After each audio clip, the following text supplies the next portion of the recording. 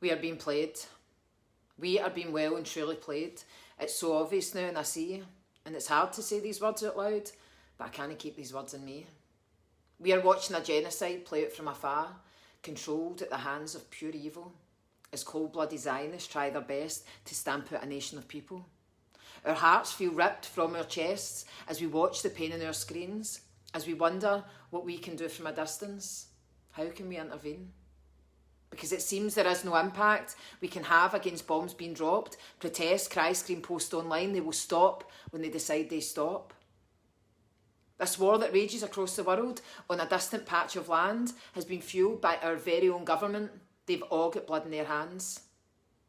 And they all have coins in their bank account that have been dipped in that very same blood. This is the truth. I am no one of these people who baselessly stand and throw mud. But they use these deaths and this suffering to force us to open our arms. Our outpouring guilt for their actions is leading to our own people's harm. Because in the midst of this carnage, the chaos and the destruction, our shores may offer a sanctuary, but a consequence is a cultural disruption. We shout about compassion and empathy as our governments send in bombs. We say be free from the river to the sea as explosives are dropped in tons. Our hands are tied. What can we do? Shout more words to an echo chamber? We are shouting from our apparent safety, but yet we sleepwalk into danger. Because in actual fact, our country is becoming saturated with illegals, and our guilt stops us from speaking up. Are we not allowed to save our own people? This is the tactic they use all the time. They rely on your fear and your guilt to ensure you slot into their system that evil minds have built. And when that day comes, and it will, when you are forced to realise that all this time looking further afield made you miss what was in front of your eyes. And if your kindness and your compassion is right now screaming how wrong I am, remember that's your anger for them at exterminating people from a land. My heart, it hurts too. Of course it does. If you're human, you should feel. But don't let the hurt you bear for another disguise the threat you face that is real.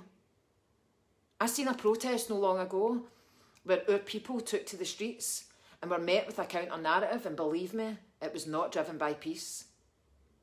I seen Union Jacks who were flying high and saltires fluttering in the wind, and like battle lines drawn on our street, the counter-protest begins. And that counter-protest of pure irony, Palestine and trans rights side by side, all people who apparently want peace on earth but are primed right now to fight. They shout about fascists and prejudice and Nazis full of hate. Your virtue signalling slurs and chants are only being used to berate your fellow countrymen and women who are just as passionate as you.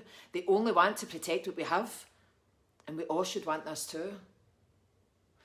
Both sides of this staged protest are very angry at different things, and their hatred is focused on each other according to the songs that they sing.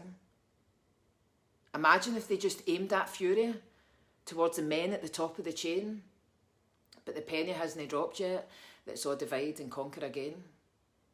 So in case anyone gets these words confused or twisted in their mind, let me underline it for you right now and say it one more time.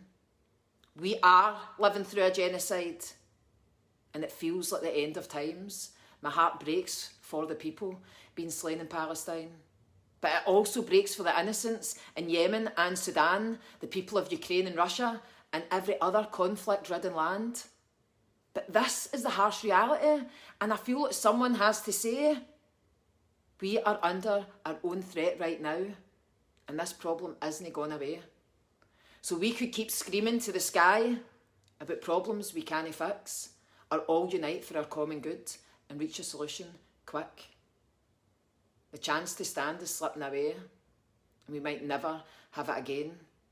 Are you going to realise before it's too late? The charity needs to begin at home.